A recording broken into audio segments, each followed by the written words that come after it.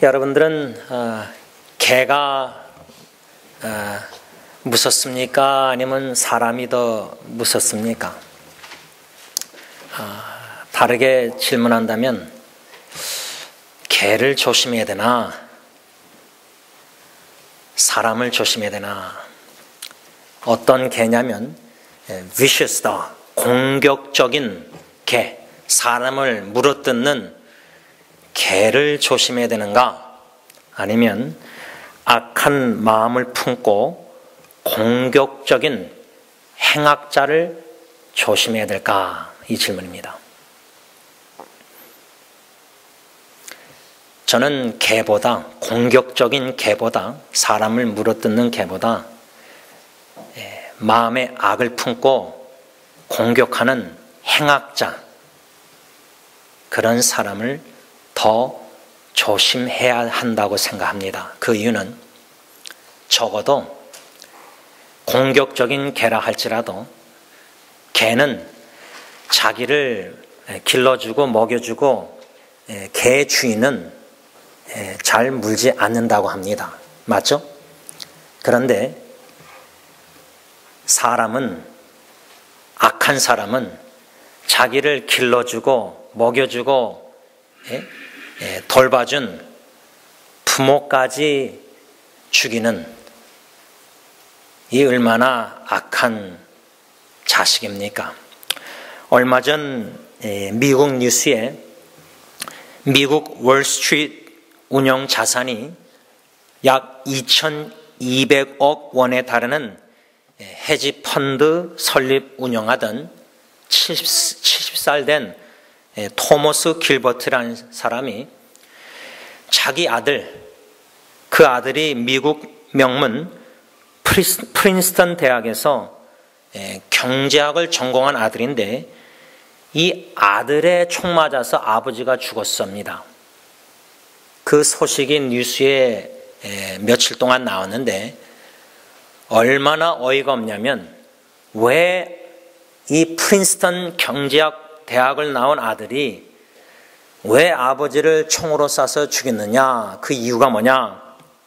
그 이유는 이 아들이 실업 상태에 있었는데 그래서 아버지가 매달 아파트 비용을 한 2,600불 정도 지원해주고 또 한 600불씩 달달이 용돈을 주다가 월세도 끊고 용돈도 600불에서 한 300불로 반을 줄이겠다 하니까 아들이 격분해서 아버지를 향해서 방아쇠를 당겨서 죽였다고 합니다. 이런 자식을 가리켜 한국어로 뭐라고 합니까? 후레자식이란 말도 쓰는 것 같은데 그보다 페류나가 아닌가. 페류나가 무슨 뜻인가? 네이버 사전을 보니까 코테이션 합니다. 인간으로서 마땅히 하여야 할 도리에 어그러지는 행동을 하는 사람. 자기를 먹여주고 길러주고 돌봐주고 어떻게 아버지를 용돈을 줄인다고 월세를 끊는다고 총 쏴 죽였는가? 개는 자기 주인을 물지 않을 텐데 사람은 자기 아버지도 죽입니다. 그러니 개를 조심해야 됩니까? 이런 페르나 같은 사람을 조심해야 합니까? 여러분 이미 여러분들도 들으셨는데 물고기 중에 가시고기라는 게 있는데 이 가시고기는 물고기들 중에 유일하게 둥지를 만드는 고기라고 합니다. 주둥이로 강바닥에 모래를 펴내고 그것에 둥지를 짓는데 그 모래집에 수초까지 덮어 완벽한 산란, 즉 알을 낳는 산란의 보금자리를 꾸민다고 합니다.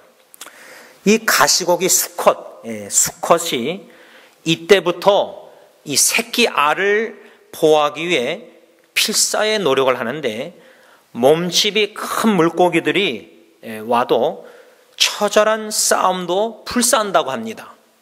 자기 새끼 알을 보호하려고.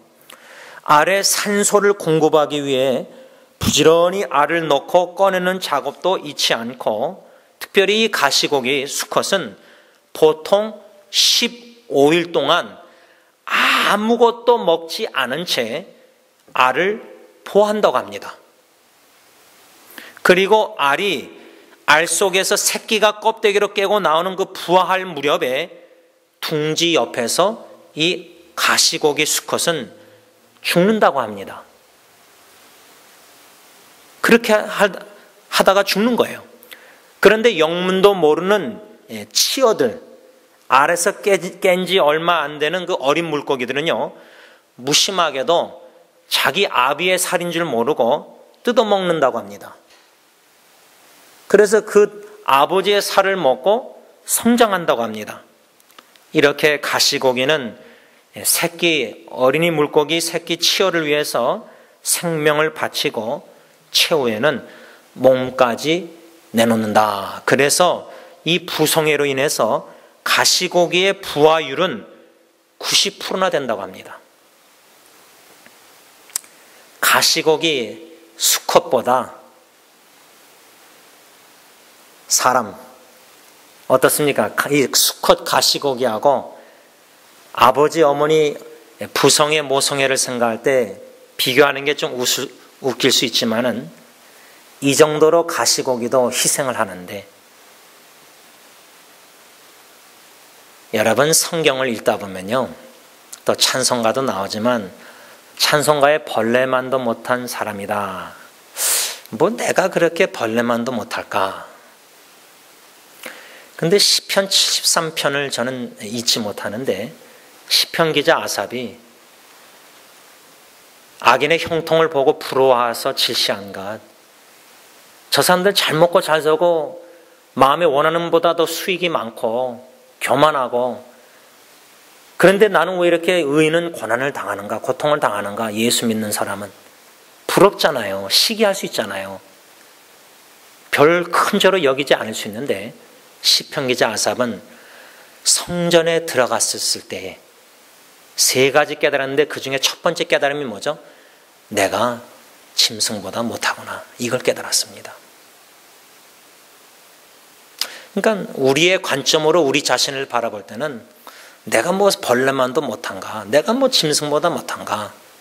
근데 성경의 관점에서는 짐승보다 못합니다. 가시고기 수컷보다도 못합니다. 그런 관점으로 볼 때 다시 첫 번째 질문으로 돌아가면, 공격적인 개를 조심해야 되는가? 아니면 마음에 악을 품는 공격적인 행악자를 조심해야 되는가?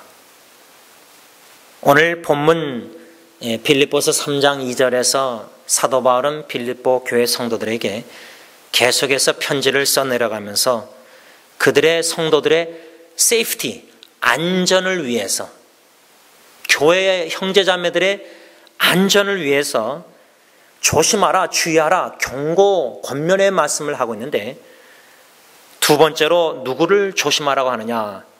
행악하는 자들을 삼가라. 행악하는 자들을 주의하라. 행악하는 자들을 조심하라. 이렇게 경고의 메시지를 편지로 주고 있습니다. 우리가 이미 묵상한 바 2절 상반절에 첫 번째로 주의하고 조심해야 될 무리는 누구냐? 개들을 삼가라. 여기서 개들은 누군가? 그 당시 유대인들은 이방인들을 개들처럼 여겼습니다.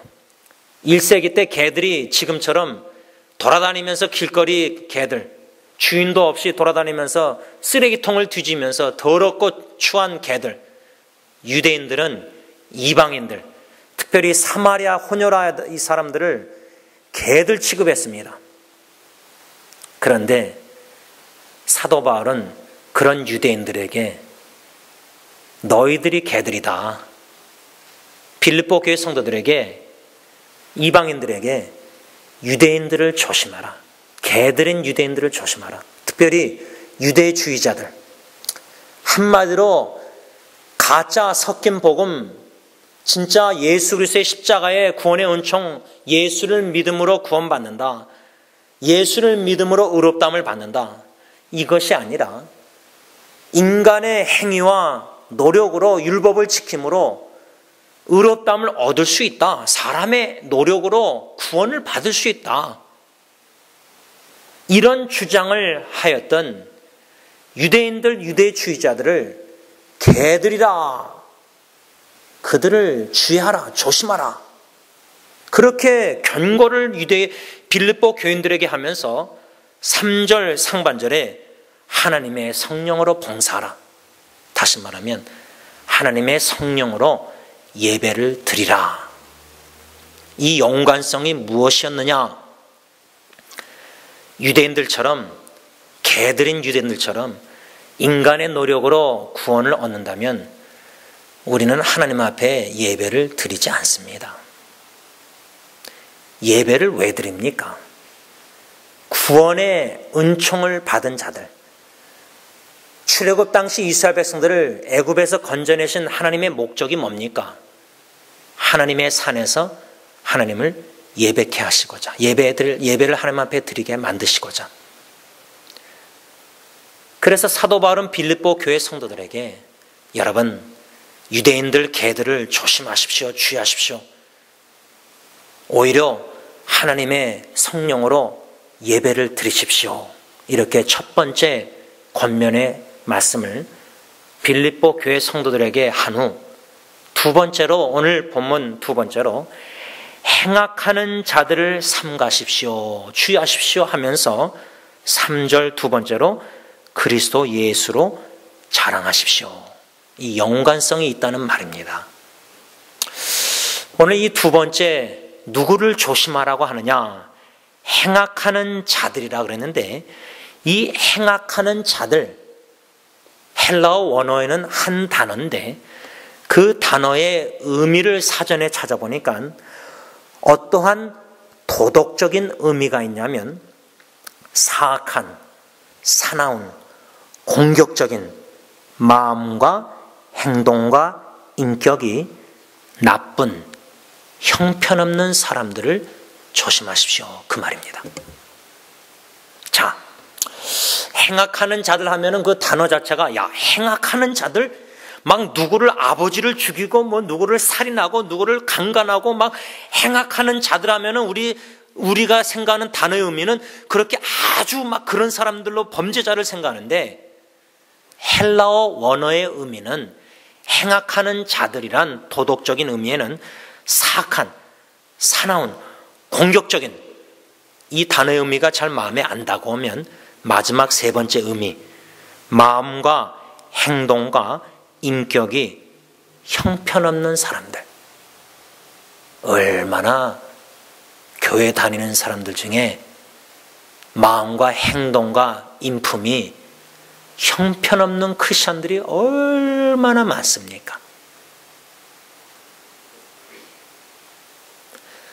오히려 예수 안 믿는 사람들 중에요, 진짜 착하고 선한 일을 많이 하는 사람들이 수두룩합니다. 근데 예수 믿는 사람들이 더 못됐고 더 사기치고 욕잘하고 장로인데 직분자인데 사회에서 예수 믿는 자들에게, 믿지 않는 자들에게 본의 안 되고 오히려 전도를 방해하는 형편없는 인품과 인격이 형편없는 사람들 얼마나 많습니까? 왜 저 사람은 저렇게 변하지 않는가? 왜 성격이, 성품이 예수를 못 닮아갈까? 왜 겸손히 섬기지 않고 대접받기를 좋아하는가? 뭐 목회자부터 해서 그런 사람들 많잖아요, 우리가요. 이러한 형편없는 마음과 행동과 인격이 형편없는 자들을 가리켜서 오늘 본문에 행악하는 자들이라, 그 헬라어 의미가 그 뜻입니다. 단어적인 사전 헬라어 원어 의미만 생각해도 우리에게, 크리스천들에게 적용이 됩니다. 이 행악하는 자들, 이 헬라어 단어가 신약 성경에 오늘 본문 외에 3군데 더 나옵니다. 가끔 성경을 신학자들이, 목회자들이 설교를 준비하면서 그냥 한국어 성경 의미대로 설교합니다. 그런데 왜 원어를, 사전을 찾아봐야 되느냐? 또 그 원어의 헬라어 단어가 왜 성경책에 또 어디에 또 나타나는가를 왜 보느냐? 다 이유가 있습니다. 그 사전적인 의미를 파악하고 또 그 행악하는 자들이라는 단어가 신약 성경에 또 어디에 누가 사용했느냐? 그 본문을 찾아보면은, 사용된 사전을, 그 구절들을 찾아보면 오늘 본문에 사도 바울이 행악하는 자들이라고 빌립보 교인들에게 조심하라고 한 의미를 더 충분히 이해할 수 있기 때문입니다. 특별히 오늘 이 행악하는 자들이라는 단어가 쓰여진 3군데 중에 2군데를 생각하려고 하는데, 그 2군데 다 어디냐면 마태복음입니다. 마태가 쓴 마태복음입니다. 특별히 한 군데 보면은 마태복음 21장 41절에 포도원 농부 비유를 누가 말씀하시냐? 예수님이 말씀하십니다. 예수님이 그들이 말하되 그 악한 자들을 진멸하고 포도원은 제때의 열매를 바칠 만한 다른 농부들에게 새로 줄지니다. 예수님이 하신 포도원 농부 비유에 말씀하신 이 악한 자들은 누구냐? 농부들입니다. 농부들. 아니, 농부가 뭐 얼마나 나쁜 사람들이길래, 형편없는 뭐 인품이길래 악한 자들이라 그랬을까? 이 농부들이 왜 악한 자들이라고 예수님이 말씀하셨냐면, 그 이유는 그들이 세를 내고 빌려 쓰는 포도원의 주인이 자기들로부터 열매를 받으려고 종들을 보냈는데, 그 농부들이 그 종들을 어떻게 했죠? 잡아 하나는 심히 때리고 하나는 죽이고 하나는 돌로 쳤습니다. 그래서 집주인이 처음보다 더 많은 다른 종들을 더 보냈는데 그들에게도 그렇게 하였다, 이렇게 성경에 써 있습니다.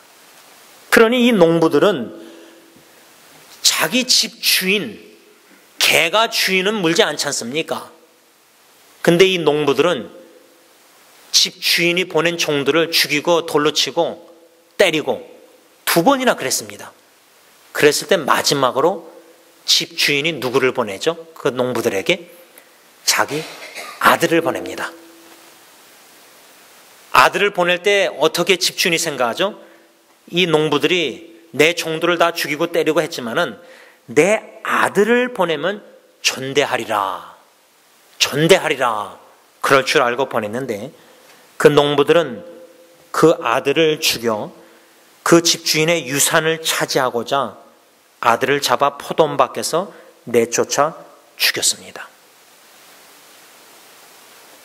이 예수님의 포도원 농부 비유, 누구한테 들려준 비유죠?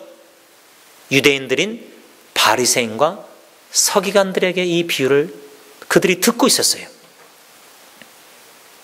여기서 농부 비유에서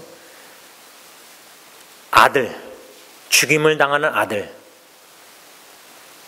예수님이 이 비유를 얘기하실 때에 하나님의 아들이신 예수님, 누가 십자가에 못 박으라고 그렇게 외쳐대죠? 유대인들입니다. 마치 농부들처럼 유대인들입니다. 바리새인 서기관 대제사장들입니다. 그 당시 존경받는 종교 지도자들입니다. 그래서 이 마태복음 21장 41절에 예수님의 비유, 그 악한 자들, 누구? 농부들. 예수님의 관점에서 악한 자들은 이런 사람들이다. 그 똑같은 단어가, 헬라어 단어가 사도 바울이 오늘 빌립보에서 사용하는 겁니다. 예수님의 악한 자들에 대한 관점과 바울의 악한 자들 관점이 일치됩니다. 이것을 신학적으로 예수님의 정신을 사도 바울이 계승한 겁니다. 사도 바울은 예수님과 3년 공생의 사도들처럼 같이 있지도 않았습니다. 핍박자였습니다. 부활하신 예수님을 담에색에서 만난 겁니다. 그의 구원과 변화와 커미션 사명과 신학적으로 모든 게 변화된 겁니다. 그런데 예수님의 정신을 계승한 겁니다. 예수님이 행악자들이라고 했는데 바울도 행악자들이라고 사용하는데 똑같은 헬라어 단어를. 그 행악자들은 누구인가? 아들 독생자 예수를 십자가에 못 박으라 못 박으라 외쳐댄 유대인들, 메시아 예수 그리스도를 죽인 자들, 이들을 가리켜서 악한 자들이다. 이 비유를 누가 듣고 있었느냐? 바리새인과 서기관들, 종교 지도자들. 이들이 바로 예수님이 말씀하시는 사도 바울이 말하고 있는 행악하는 자들, 이들을 조심하십시오, 그 말입니다. 이 단어가 또 어디 한 번 더 나오는 중에 또 하나, 마태복음 24장 48절 49절인데 이렇게 성경에 써 있습니다. 만일 그 악한 종이 마음에 생각하기를 주인이 더디오리라 하여 동료들을 때리며 술 친구들과 더불어 먹고 마시게 되면, 이 말씀도 예수님이 감난산 위에 앉으셨을 때 제자들에게 하신 말씀인데, 그때 제자들이 예수님께 와서 예수님, 어느 때에 이런 일이 있겠습니까? 어떤 일?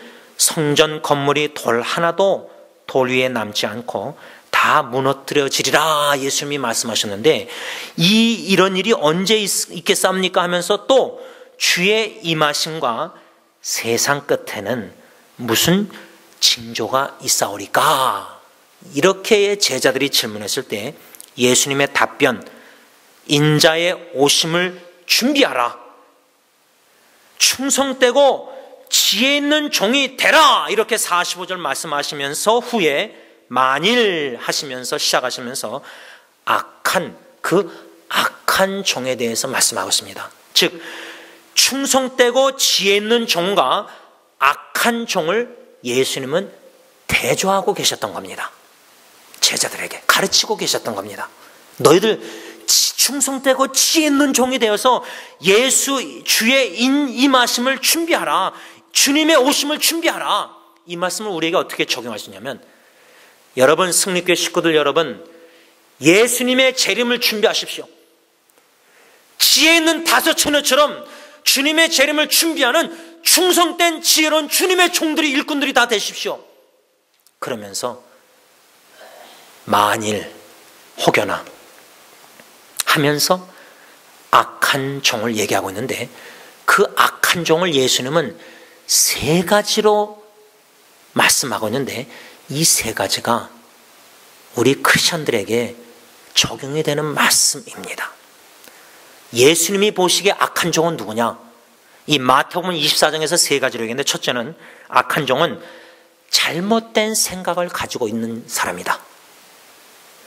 그 잘못된 생각이 뭐냐? 48절 마태복음 24장 보면 만일 그 악한 종이 마음에 생각하기를, 어떤 생각을 하고 있었죠?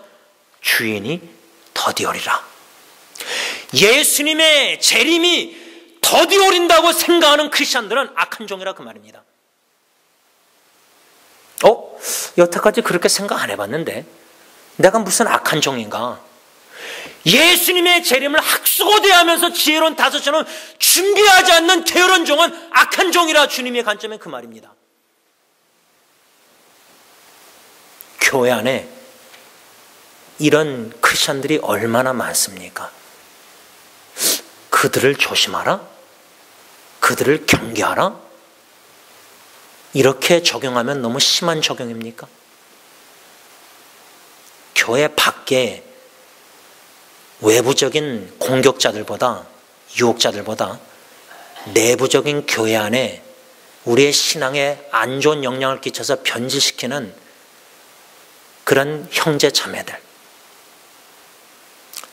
그래서 예수님이 악한 종이라고 말씀하셨을 때는 주님이 더디오리라, 주인이 더디오리라, 이런 마음에 잘못된 생각을 가진 자가 바로 악한 종이라. 두 번째는 누가 악한 종이냐? 49절 보면 동료들을 때리며 술 친구와 더불어 먹고 마시는 자. 먹고 마신다. 여기서는 악한 종이 누구냐? 잘못된 행동을 하고 있는 자들입니다. 예수님 재림 전에 노아의 시대처럼 노아는 방주를 열심히 준비하고 짓고 있는데 다 먹고 마시고 결혼하고 첫 번째 잘못된 생각을 가지고 있으니까 잘못된 행동이 나올 수밖에 없는 겁니다. 예수님의 재림이 더디다고 생각하기 때문에 예수님의 재림을 학수고대 않고 마라나타 주여 어서 오십시오 이런 준비 자세가 없기 때문에 그런 생각 속에서 신앙생활을 하면은 주님의 재림의 관점으로 신앙생활을 안 하고 있으면은 이 땅에 세상 사람들처럼 먹고 마시고 결혼하고 즐겁고 다 똑같이 하는 겁니다. 언제 주님이 호련히 임할 수가 있는데 마음의 준비를 안 하고 충성 때의 준비를 재림을 준비 안 하고 주님 나중에 1000년 2000년 언제 내가 죽고 나서 오실지 모르니까 그래서 어르신들의 신앙 자세가 중요합니다. 내 시대 때 주님이 오신다고 생각하시고 믿고 사시는 겁니다. 물론 오시는 날짜는 주님만 아시죠. 하나님만. 그러나 마음 신앙 자세 지혜로운 성도는 내 시대에 주님이 오신다. 그 정도로 사도 바울은 주님의 재림을 너무나 사모해서 복음을 전한 겁니다. 왜? 땅끝까지 복음 전파하면 주님이 오시겠다 그랬으니까. 주님의 재림을 너무나 원해서 복음을 전한 겁니다. 예수님이 말씀하시는 악한 종은 주님의 재림이 더디다고 생각하는 사람들이요, 그 생각 속에서 잘못된 행동들, 술 친구들과 먹고 마시고 그냥 다 이렇게 노아 시대처럼 그렇게 사는 거예요. 교회도 왔다 갔다 하면서 바리새인처럼 기도 금식 다 하면서. 마지막 세 번째로 예수님께서 악한 종은 누구냐? 마태복음 24장 51절에 어미 때리고 외식하는 자가 받는 벌에 처하르니 거기서 슬피 울며 이를 갈리라. 악한 종은 외식하는 자, 위선자라 그 말입니다. 겉과 속이 다른 자. 아까 우리가 악한 자들, 사도 바울이 악한 자들을 행악하는 자들을 조심하라 주의하라 그랬는데 그 단어의 헬라어 원어 의미가 마음과 행동과 인격이 형편없는 누구죠? 겉과 속이 다른 위선자, 외식하는 자. 그런 자들을 가리켜 예수님의 정의는 그들이 바로 악한 종이라. 여러분 큰일 난 겁니다. 그냥 교회에서 기독교 역사나 기준에서 목회자들이나 우리가 생각하는 기준 속에서 이 사람은 훌륭한 주님의 종이고 이 사람은 좀 인품이 별로 안 되고 형편이 없고 우리가 기준으로 생각하는 누가 기독교인으로서 신앙생활을 잘하고 못하고 이런 말을 하는데 성경의 관점에서 예수님의 관점에서 충성된 지혜로운 종하고 악한 종하고 오늘 마태복음 24장에서 우리가 생각해 봤습니다. 주님의 재림을 준비하는 자, 속히 오리라고 말씀하신 주님의 말씀을 믿고 준비하는 지혜로운 충성된 종. 악한 종은 반대로 주님이 더디 오신다, 재림. 그래서 잘못된 행동 먹고 마시며 그냥 신앙생활도 그냥 대충 하고 더 나아가서 잘못된 생각과 행동을 하는 것. 근데 포장을 잘하다 보니까 겉은 멀쩡해 보이는데 바리새인처럼 색깔을 하얗게 칠했는데 속은 썩은 회칠한 무덤처럼 마음에는 모든 죄를 범하고 있습니다. 이게 저의 모습입니다. 이게 우리의 모습이 아닙니까? 악하고 게으른 종아, 주님 앞에 설 때에 칭찬받든지 책망받는데 착하고 충성된 종하고 악하고 게으른 종, 거기서 악한 종은 누구냐? 위선자, 외식하는 자, 겉과 속이 다른 자, 마스크를 쓰고 거룩한 척하는 자, 속 마음으로는 모든 육신의 일을 도모하고 생각하고 죄를 범하는 자. 어떻습니까? 우리가 뉴스페이퍼, 신문, 인터넷, 기독교 뉴스를 접할 때마다 뭐 대형교회만 이런저런 일 터지고 목회자들, 장로님들 뭐 여러 가지 안 좋은 일들이 많이 일어나면서 볼 때 우리가 우리 기독교인 형제자매들을 바라보면서도 이건 아닌데 이렇게 근데 그런 뉴스를 접할 때마다 그 사람들을 바라보지 말고 그 뉴스 기사에 나를 한번 살펴보는 것도 필요하다고 생각합니다. 거울로 삼아서 야, 나도 별다를 바가 없구나. 저 사람들은 들켜가지고 들쳐진 거고 나는 아직 안 들켜가지고 주님이 들쳐내지 않으셔서 그 정도로 포장하고 사는 거 아닙니까? 그런 면이 없잖아 있지 않습니까? 이 두 구절의 근거에서 예수님께서 말씀하시는 악한 자들, 악한 종이란 바로 유대인들, 즉 바리새인들과 서기관들을 예수님. 그래서 여러분 예수님 오셔서요.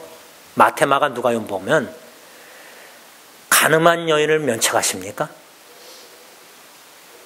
그 당시 세리들을 업신여김받은 세리들을 예수님이 면책하고 막 그러십니까? 독사의 자식들 예수님 누구를 책망합니까? 그 당시 유대인들에게 존대를 받는 종교 지도자 바리새인들, 서기관들 이들을 예수님은 책망하셨습니다. 그러면 예수님이 오늘 우리 이 미국이나 한국에 우리 고국이나 여기 오신다면은 누구를 책망하실까?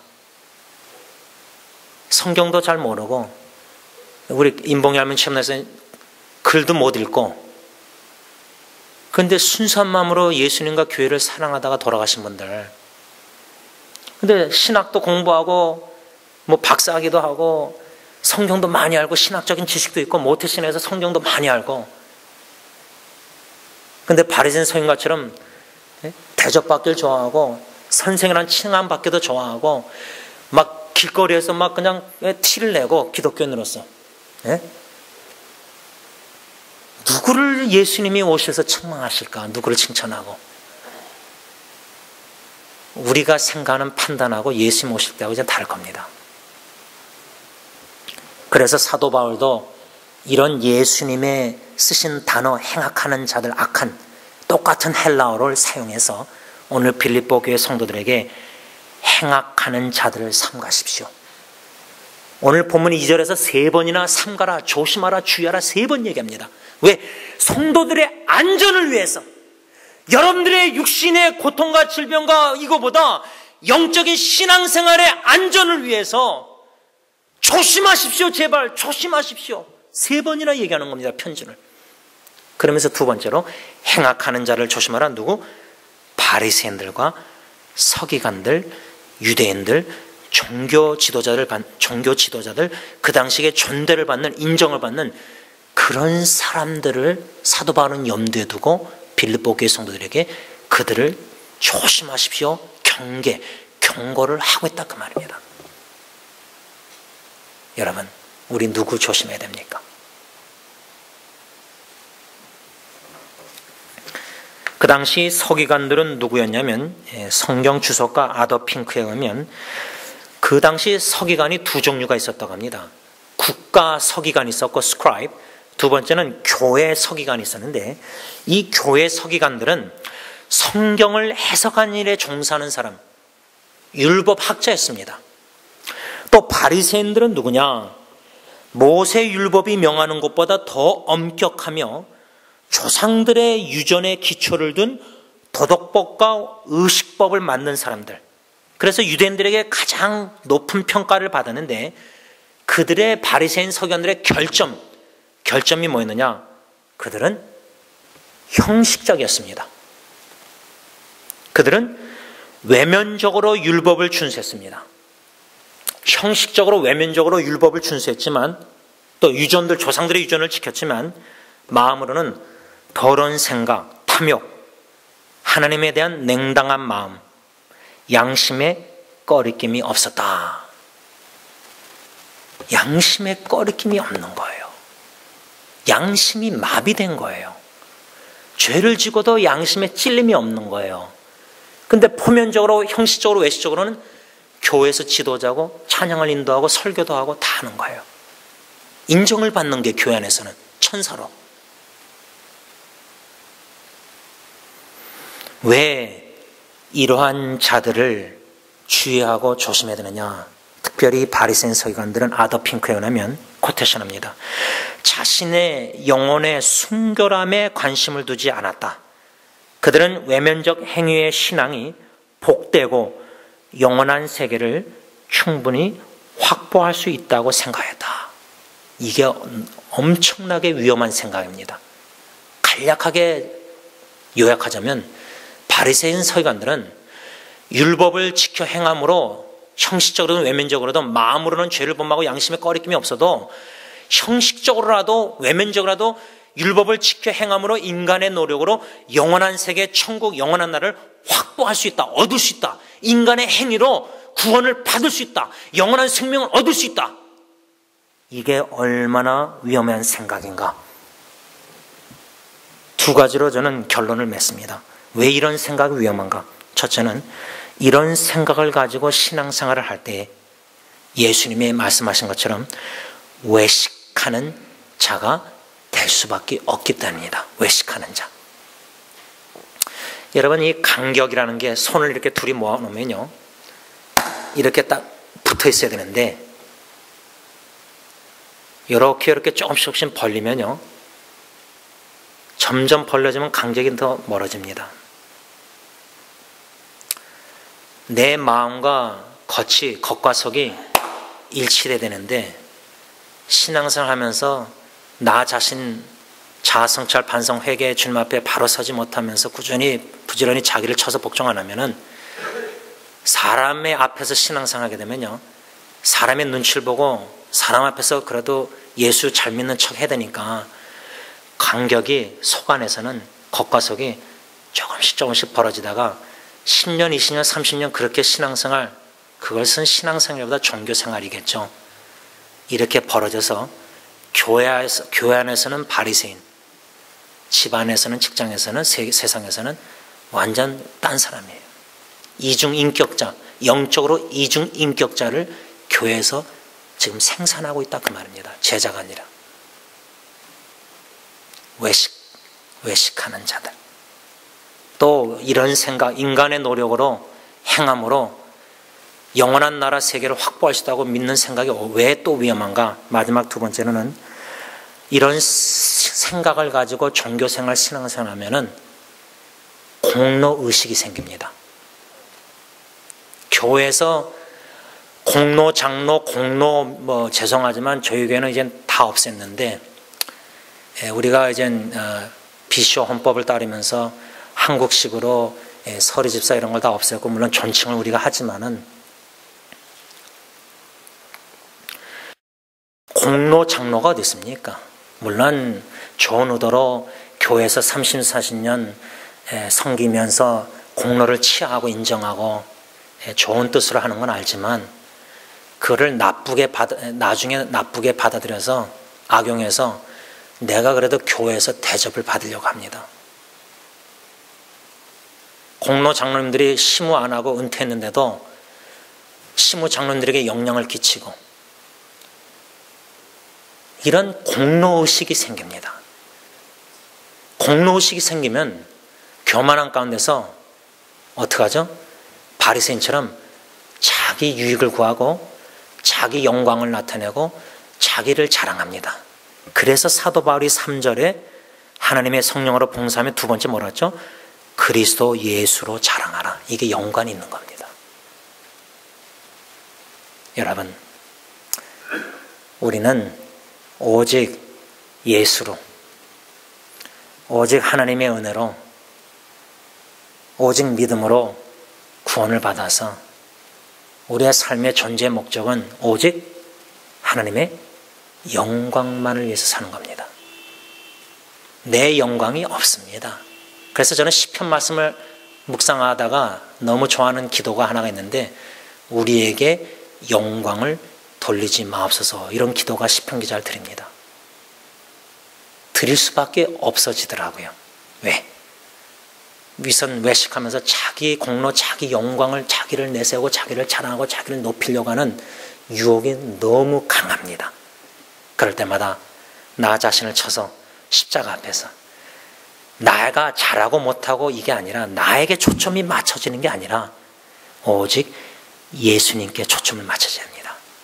나 같은 죄인, 나같이 바리새인처럼 겉과 속이 다른 외식하는 잘못된 생각과 행동을 가지고 외식하는 나같이 하나님 보시기 악하고 게으른 종 주님의 재림을 준비하지 않고 이런 자를 무엇이간데 충성되이 여겨서 일꾼으로 삼아서 주님의 몸된 교회를 하나님의 나라 확장돼 쓰임받게 하시는지 쓰시는지